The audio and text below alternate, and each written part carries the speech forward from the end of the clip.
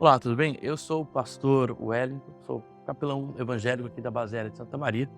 Gostaria de refletir com vocês, começar uma série de reflexão no livro de Salmos. E hoje eu gostaria de refletir acerca de Salmos. Salmos 1 diz assim: Feliz é aquele que não segue o conselho dos perversos, não se detém no caminho dos pecadores, nem se ajunta à roda dos zombadores.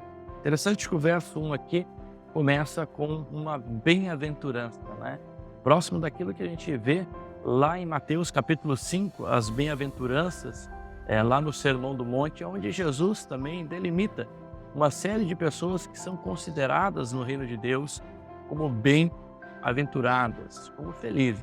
Para Jesus, felizes são aqueles que choram porque eles são consolados, felizes são aqueles que são pobres de espírito, felizes são aqueles que são perseguidos por causa de Jesus, né? Ou seja, a bem-aventurança de Jesus, ela vai muitas vezes contrária à ideia que muitas vezes a gente tem de ser bem-sucedido, de ser bem-aventurado, de ser abençoado. Ser abençoado por Deus é diferente dos nossos critérios de bem-aventurança. E aqui, o bem-aventurado é o justo, o bem-aventurado é aquele que anda no caminho de Deus, que medita na lei de Deus, né? Aqui há um processo de degradação, ou seja, o caminho do ímpio é esse. O ímpio é aquele que segue o conselho dos perversos, que se detém no caminho dos pecadores e que se ajunta às rodas dos escarnecedores.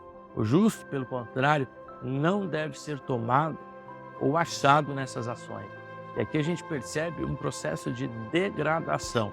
Alguém justo, quando se vê, está ouvindo os conselhos de alguém que não é de Deus, né?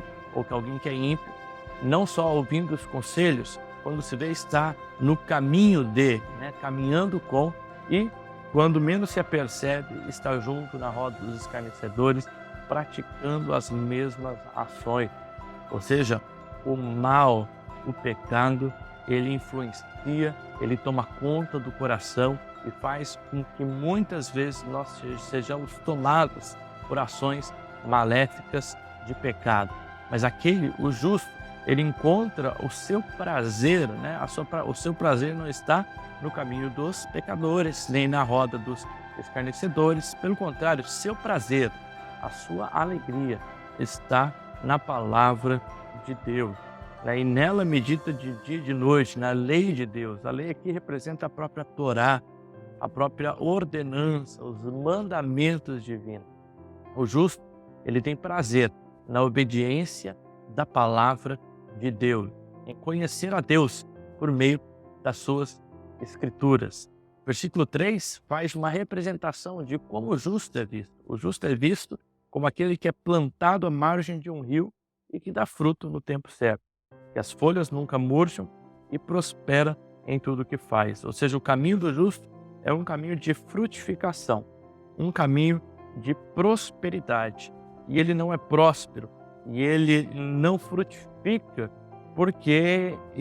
pelas suas ações. Ele é próspero e ele frutifica porque ele é plantado no local correto. Ele é plantado no local correto, né? Ele é plantado aqui à margem do rio, e ali as águas, quando correm, faz com que haja vida nessa árvore, e essa árvore, experimentando da água da vida, produz vida, produz frutos. O seu fruto, ele vem no tempo certo, as suas folhas não murcham. O segredo aqui é porque essa pessoa está arraigada na palavra de Deus e nela medita de dia e de noite.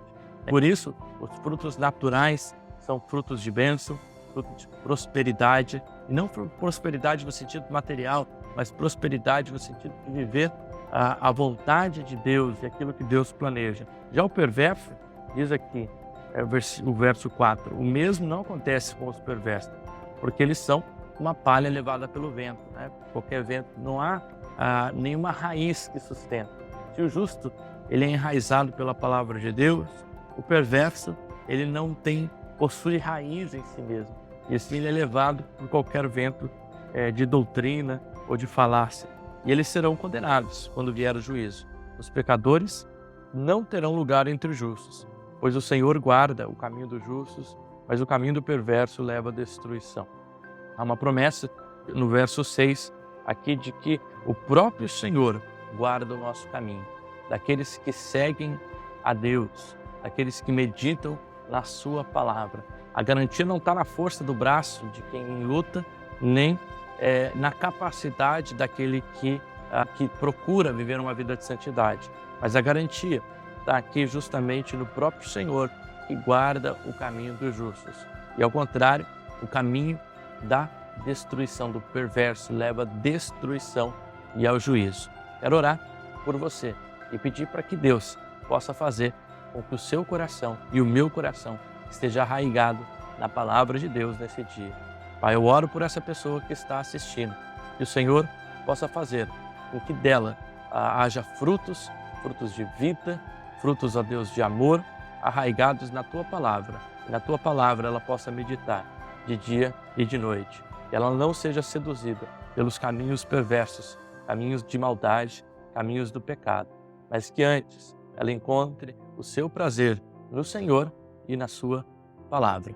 É essa a minha oração, no nome do Senhor Jesus Cristo. Amém. Deus abençoe a sua vida.